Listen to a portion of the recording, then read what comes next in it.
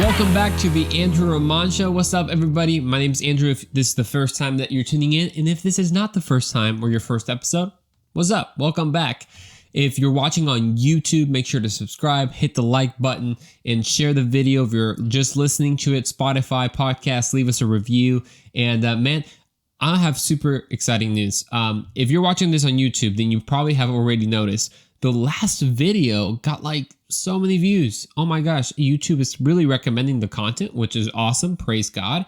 And I pray that more people will watch it, and then just depending of how many people watch it and all that, it just depends how much exposure, right, we get. So don't stop sharing it. Don't stop talking about it. Thank you so much to everyone who's been listening so far. We're like episode number 44. I mean, we got to do something special for episode number 50. Well, 50 is, we're halfway to 100. And guess what? We're a fourth of the way to 200. I know. Quick math. I'm pretty good. But hey, I hope you enjoyed your holiday weekend. I know I did. I get a little bit extra time off, so I got to sleep in a couple more days than usual. But how was your Thanksgiving, man? I'd love to hear about it. Comment, email me, because 2020 has been a very interesting year. And as you know by the title of this episode, I was kind of wondering that for Thanksgiving, right? How to be thankful in 2020. Like, what a year. Is there anything to be thankful for?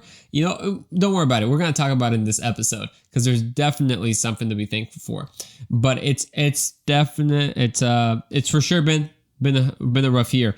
So I hope you had a great Thanksgiving. You know, usually episodes that have to do with holidays or events and all that are kind of done before the holiday. But I thought, hey, why not? Why not just, it's going to come out the Monday after Thanksgiving, and why not just make it a recap? So I hope that you enjoyed. I hope that you ate good and you saw the family you could, because depends of where you live and what state, things, it's kind of dumb. But yeah, whatever the case and how many people you saw during Thanksgiving, whoever you ate with, it's something to be grateful for. So I was actually thinking about the tradition, the Thanksgiving tradition, that when everyone just goes around the table and just says what you're thankful for. And I thought, man, this is going to be interesting in 2020, right? Because usually you say about everything that went right in the year, but now all we think about 2020 is everything that went wrong. So that's going to be an interesting go around the table to say what you're thankful for. But the reason I still wanted to do this episode, even after Thanksgiving, is because we understand that being thankful, Thanksgiving is not just a day, right? It's a lifestyle. It's kind of like what they say for Christmas, right? Jesus is the reason for the season, and he shouldn't just be on December 25th. He should be all year long. And I totally agree with that. It's a little bit of the same concept here in Thanksgiving, where I'm grateful that we set apart a time and a place to really, well, how should I say, to really focus and be grateful for things. Because if we're not, we can completely forget. But let's remember that it's a lifestyle. Talking about lifestyle, did you know? I feel like that was like an ad. Did you know what can improve your lifestyle? No, I'm just kidding. I wanted to talk about my favorite mug here. I'm not sure if this is considered a mug because it's just so big. You know, I don't collect a lot of these big ones very often. I only actually have 2 of these tall ones, but this is a very special one. And because in my previous life, no, just a couple of years ago, and I say previous life before COVID, right? That was totally different. We got to go to the Bible Museum. Have you gone there yet? Holy cow. This is not sponsored by them, but I wish it was, because it is awesome. This mug actually talks about the different things. For example, the Gutenberg press, the scrolls, the Liberty Bell. And the Bible is not just an old book, guys. It has so much history in the history of making it and like putting it together. Because, you know, the Bible is just, comes from the word called biblios, which is also where the word biblioteca comes from. It's a library, right? It's a holy library of books, because you have Matthew, Mark, Luke, and John, Nehemiah, Zechariah, and all the ayahs. You put them together and it makes the Bible. So the question is, how did that happen? And is that accurate and all that stuff? Go to the Museum Bible and check it out. I love it. I love it. So you drink for this mug, you're just drinking straight Bible coffee. That's what I'm talking about.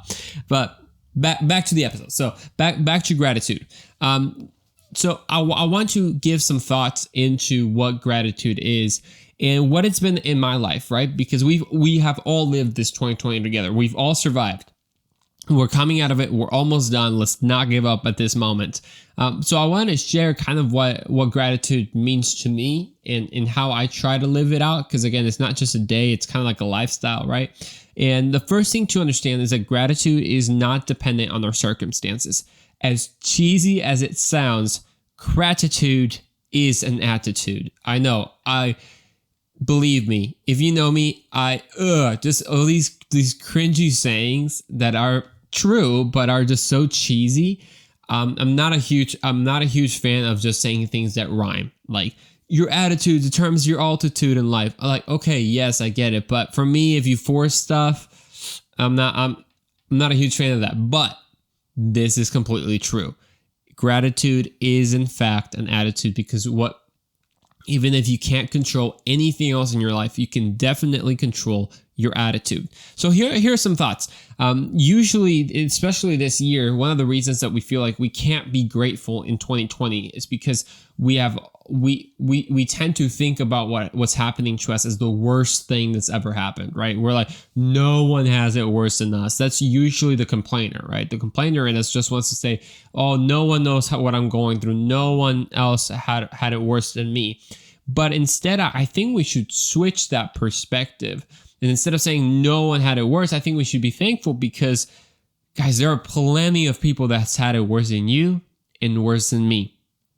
I know that's a pretty brave statement to make, right? Because I don't know your life. I don't know what you've been through, and I'm sure it's real, and I'm sure it's been hard, and maybe it's been bright and happy sometimes. But it's 2020, so I'm sure part of it's been rough. But we should all be grateful because there are people that are going through the worst that you and I have never seen and could not even imagine.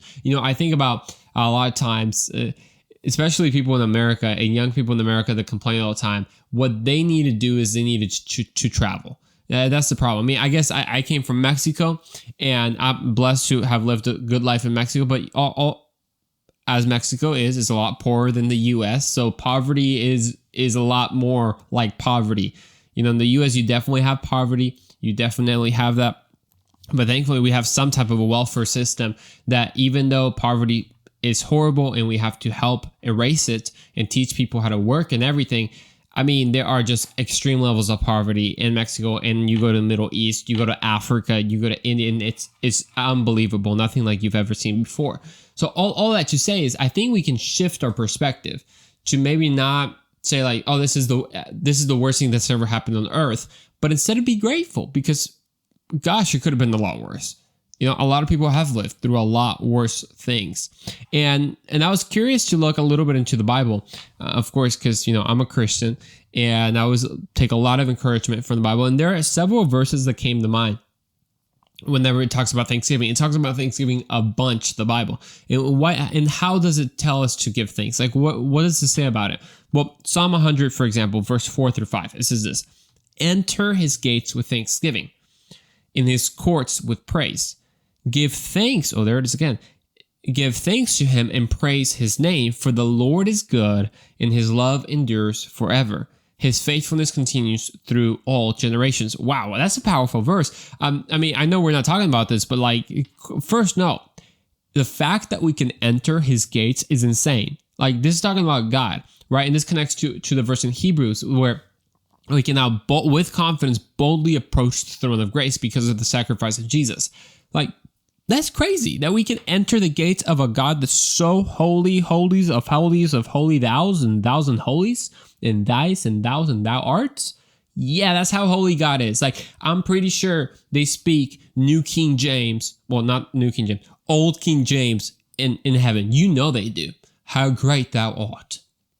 God's up there saying, angel, bring me thou art. I can't really speak. I can speak in Reina Valera though. In Reina Valera. So Reina Valera is the Spanish equivalent of King James. So coméis. It's kind of like Spanish. We watched a movie the other day and all the Spanish are like, bueno, usted sabe que, bueno, cuando como, a veces me gustan las cosas más, actually they don't say that. They say cosas más extravagantes.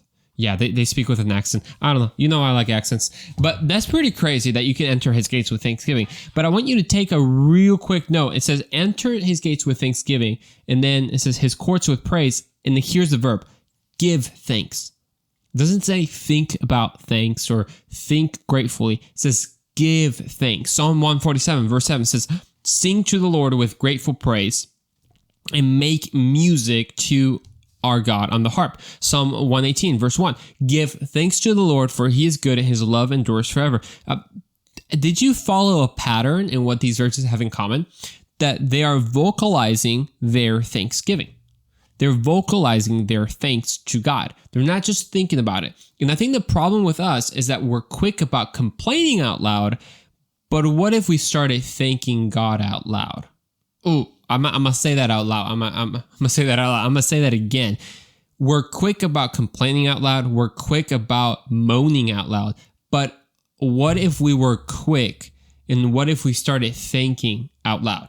Not just God, but also people. What if we verbally said thank you to people a little bit more often? I think it'd change your life. Because one, it would put yourself in perspective. Because sometimes it's hard to thank people because it admits that you were in need in the first place. And a lot of people are too prideful to admit that they were in need. And so they don't want to say thanks because that feels like it's like they're not enough or it just hurts their pride. But in reality, it's just a reality check. You know, if you were in need of kindness and someone was kind to you, you can say thank you for your kindness because you had a hole that someone needed to fill with kindness. If you needed a ride back home and someone gave you the ride, you say thank you for the ride, right? But what if we took it more to the daily things? What with your parents? I mean, maybe you don't notice it, but there's milk in the fridge. You got cereal, you got a bed, you got covers, your school is being taken care of, and you won't vocalize your thank you?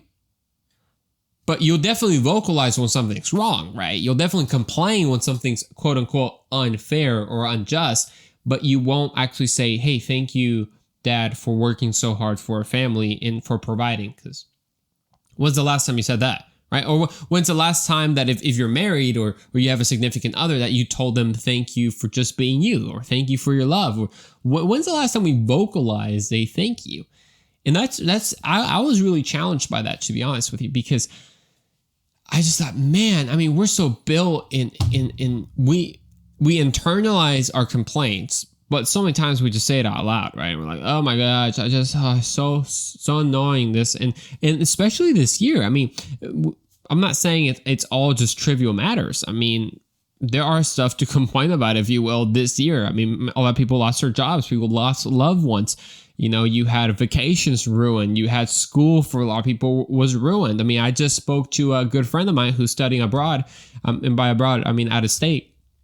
And it's not the same, even though he's on campus, it's mostly online. And if it's not online, it's just not the same. So one could think there's more to complain about in 2020 than be thankful about. But I don't know if I'd see it that way though. I don't know, because, you know, I wrote a couple of things here that there's always, how do I say it? There's always like the sun starts rising at the darkest point at night, you know? So what I mean by that is I feel like there is more good than bad in 2020. It's been a rough year. I mean, no one can say otherwise. But if you think about it, I mean, I'll tell you what I'm thankful for, and maybe you can relate. Because I've lived 2020 with you, man. Maybe it's been a little bit different, but yeah, for this year, it's been different. I mean, you know, my family and I, we pastor a church and needed to go offline and needing to go purely online for several weeks, a couple months. I mean, that was not easy, right? Not being able to see anybody, that was not easy. Of course, missing times to see people, to see family. My grandfather died. We never got to do a funeral for him, right? Because we weren't allowed to do it. So I get that. But I wrote down a couple things that I'm thankful for. And hopefully you can relate and you can connect with those. First and foremost, I'm extremely thankful for God. And I know that sounds like, okay, well, what are you thankful for? I'm thankful for God, and I'm thankful for family, and I'm thankful for my friends. Okay, yes, if you mean it, awesome. And I do. So I'm thankful for God for this reason. He has been extremely good. The circumstances in 2020 have been crappy, but he has been good. And I think that's the thing to focus on, because gratitude is all about focus. It's an attitude, but it's about focus. It's about what you magnify. It's about what you take. You see, focus is like a magnifying glass. If you put it on something, it's going to look bigger. Sometimes bigger than it is, but sometimes it will be the equivalent, right? And that's with God. Will you magnify God during this year, or will you magnify the problems? Will you magnify what you don't have over what you do have? Will you magnify people you've lost versus people you have?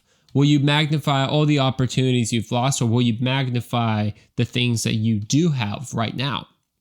It's all your choice in 2020. How to be thankful in 2020 is not that hard. It's just a decision. It's about changing your focus. It's about magnifying different things. Because when you put things into perspective, here we are in America, right? That in fact is a blessing, and that's part of my list. So I'm just extremely for God that He never changes. Yes, COVID could have come, but I love the phrase in Spanish. So there's coronavirus. Well, coronavirus. The word corona means crown in Spanish, and I love that because the virus doesn't have a crown. Jesus has a crown, right?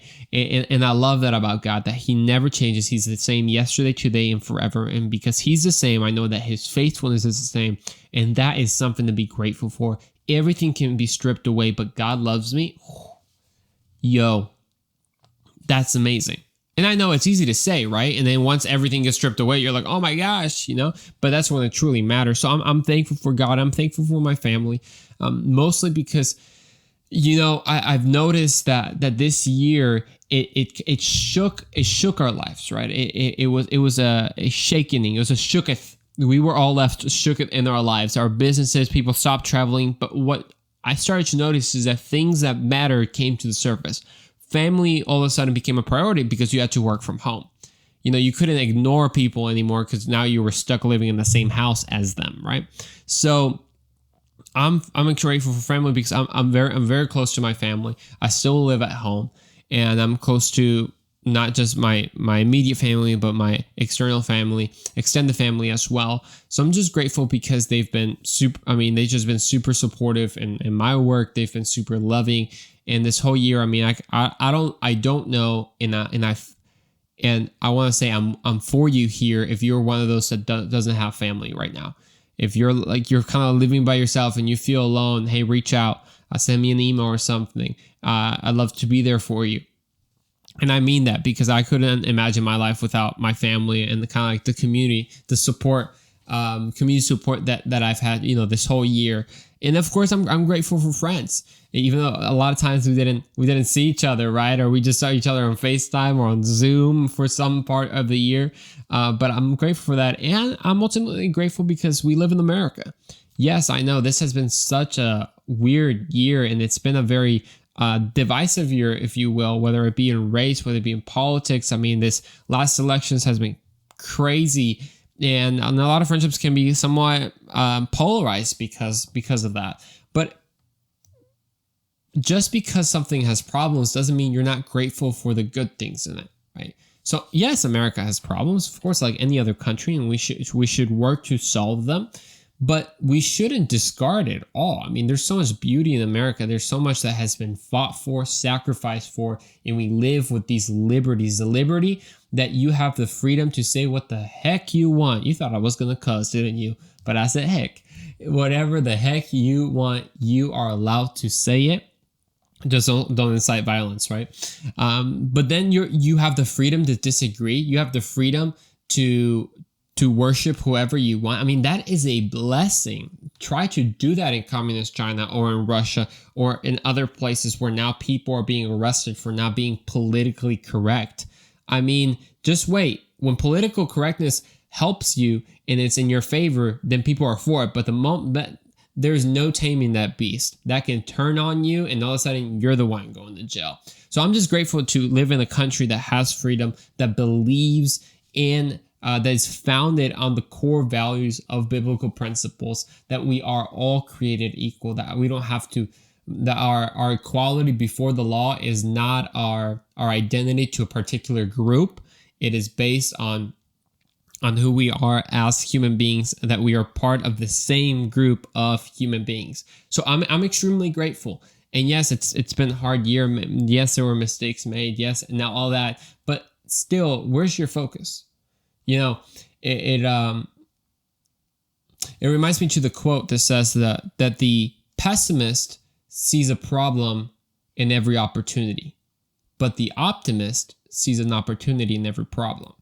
So I feel like that's similar to like the thankful person sees the good in all the bad, you know, but the complainer sees all the bad and even in the good. And my question is, who are you going to be? Are you going to be the complainer, or are you going to be the person who vocalizes his thankfulness and actually says thank you out loud? I dare you. I dare you to do it. If you count how many times you said thank you, it's probably not as much as you think. So start saying thank you today, and we'll see you on the next episode of The Andrew Ramon Show.